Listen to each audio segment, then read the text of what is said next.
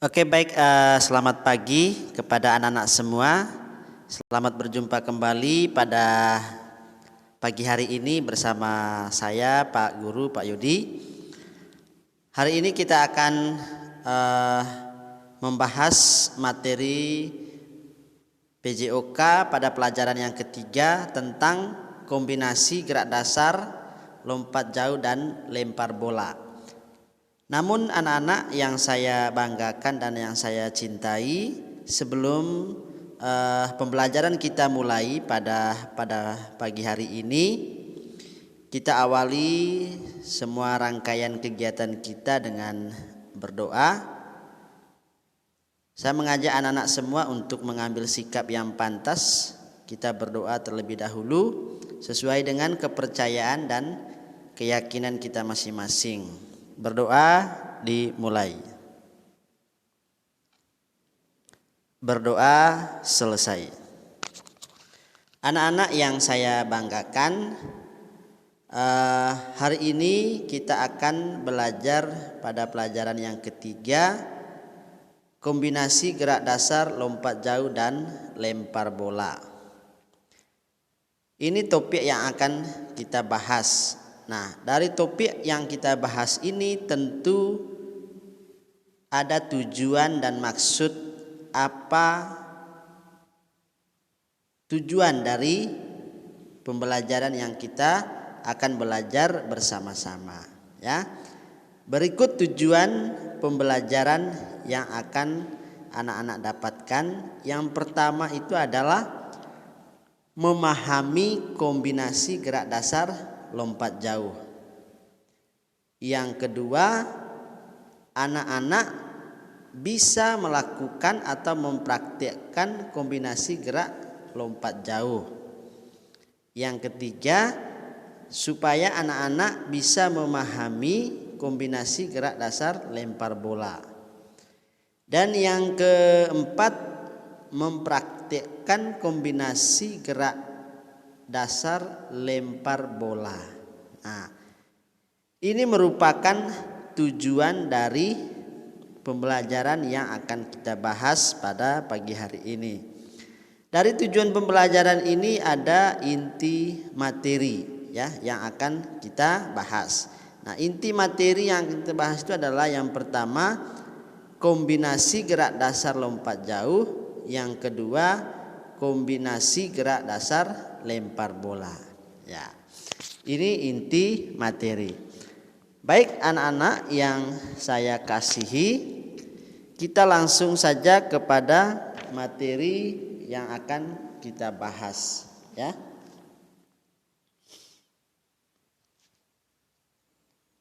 Nah, yang pertama itu adalah kombinasi gerak dasar lompat jauh. Tentunya anak-anak ingin, ya, memiliki tubuh yang lincah dan kuat, ya. Nah, untuk mendapatkan hal itu, ya, anak-anak bisa melakukan dengan cara berolahraga, ya. Ada beberapa olahraga yang bisa melatih kelincahan dan kekuatan anak-anak itu. Salah satunya itu adalah lompat jauh, ya, dan lempar bola. Dalam lompat jauh itu ada beberapa gerakan lari dan lompat yang bisa melatih kelincahan anak-anak, ya. Dalam lempar bola juga ada gerakan, ya, lari dan lempar yang bisa melatih kekuatan otot lengan anak-anak, ya. Nah, yang pertama itu adalah kombinasi gerak dasar lompat jauh. Pengertiannya, lompat dalam cabang atletik itu adalah kegiatan yang dilakukan melalui awalan lari, menolak ke atas dengan satu kaki, melayang di udara dengan gaya tertentu, dan diakhiri dengan mendarat dengan dua kaki. Tentu kegiatan melompat ini anak-anak sering melakukannya, baik di rumah, di sekolah, ataupun di mana anak-anak bermain, ya. Tetapi dalam hal ini ada teknik-teknik melompat jauh yang benar, ya, karena kalau kita melompat dan mendarat dengan tidak sesuai dengan teknik, maka akan menimbulkan cedera, ya. Nah, pada saat mendarat itu, pada lompat jauh, lutut itu harus bergerak seperti pegas atau memegas, ya. Yang kedua, tujuan lompat jauh. Nah, lompat jauh ini anak-anak tentu memiliki tujuannya. Yang pertama itu melompat sejauh-jauhnya dengan memindahkan seluruh badan dari suatu tempat ke tempat yang lain. Ya, tentunya kalau kita sudah melompat, otomatis badan kita itu berpindah tempat, ya, dari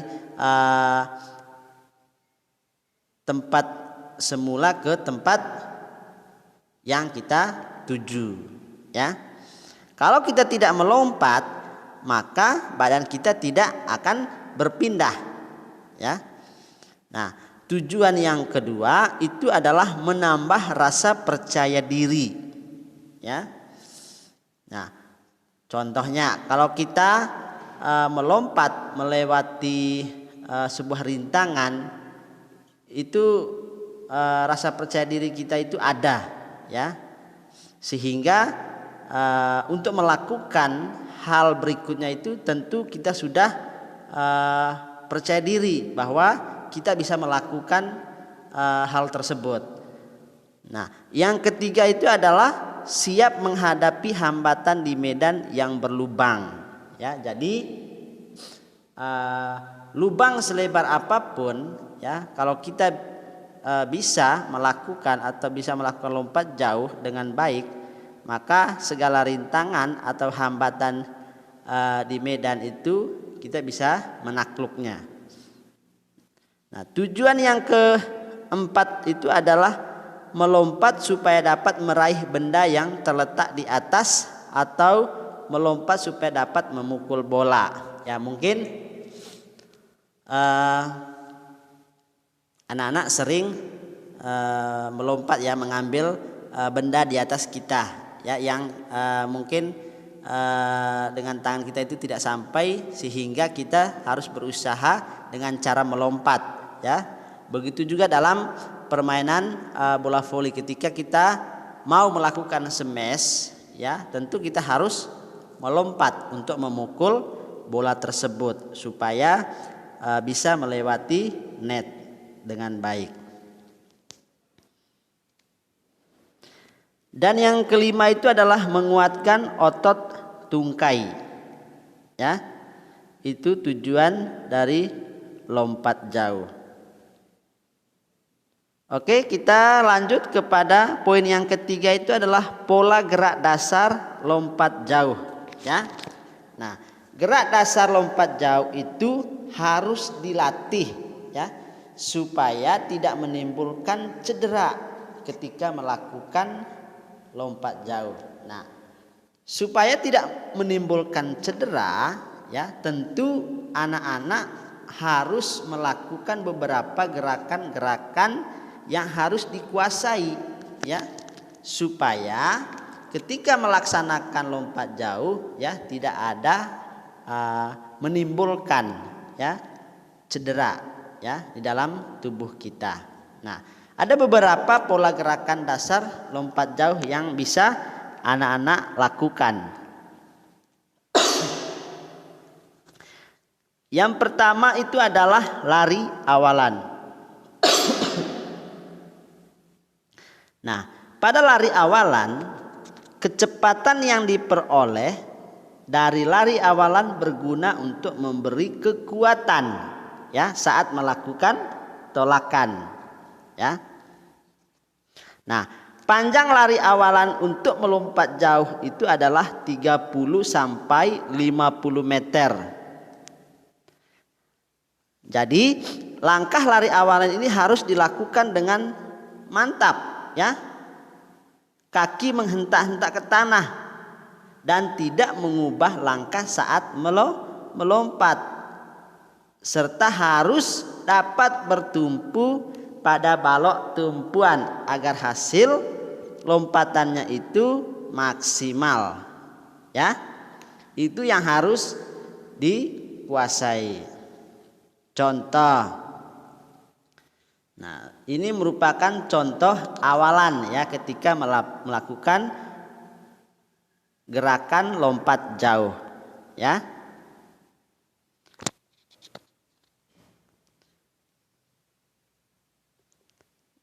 Nah, yang kedua itu adalah tumpuan sebelum melompat. Nah, tumpuan adalah merupakan perubahan atau perpindahan gerakan dari gerakan horizontal ke gerakan vertikal yang dilakukan secara cepat. Ya. Ini contohnya. Ya. Nah, sebelum melompat ya harus sudah mempersiapkan diri untuk melakukan gerakan sekuat-kuatnya pada langkah terakhir ya, sehingga seluruh tubuh itu terangkat ke atas melayang di udara.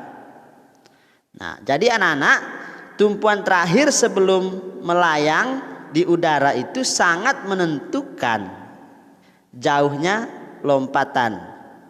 Oleh karena itu, ya, pilihlah kaki yang kuat untuk menolak. Saat melakukan tumpuan itu harus dapat pada papan tumpuan atau balok tumpuan, ya. Nah, disitulah kekuatan ketika kita melakukan lompatan, apakah jauh atau tidak, ya. Nah, ada beberapa keuntungan ya menumpu pada balok tumpuan, ya. Yang pertama itu hasil lompatan kita itu akan lebih jauh karena balok lebih stabil. Nah, yang kedua, jarak lompatan kita tidak dirugikan karena hasil lompatan diukur dari balok.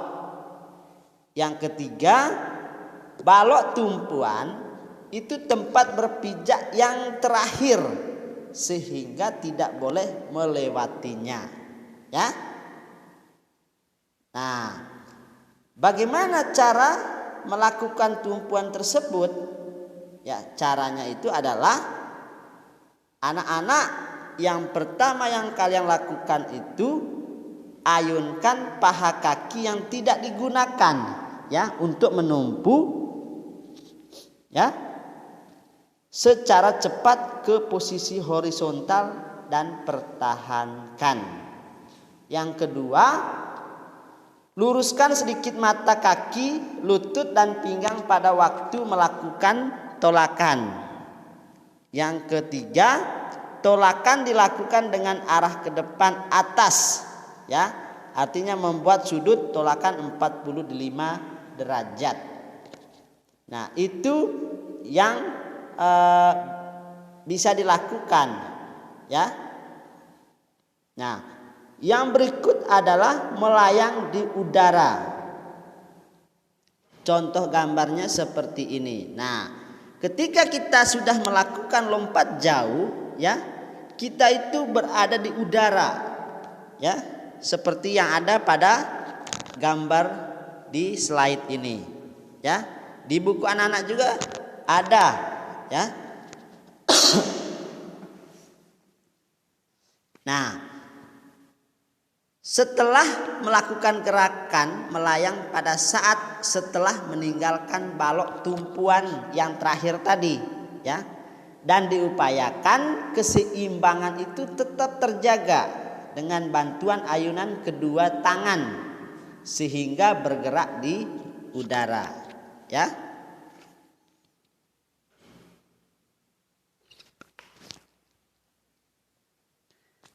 Yang terakhir itu adalah mendarat. Nah, awalan tadi ya, terus yang kedua tadi tumpuan sebelum melompat, yang ketiga tadi melayang di udara, dan yang keempat itu adalah mendarat.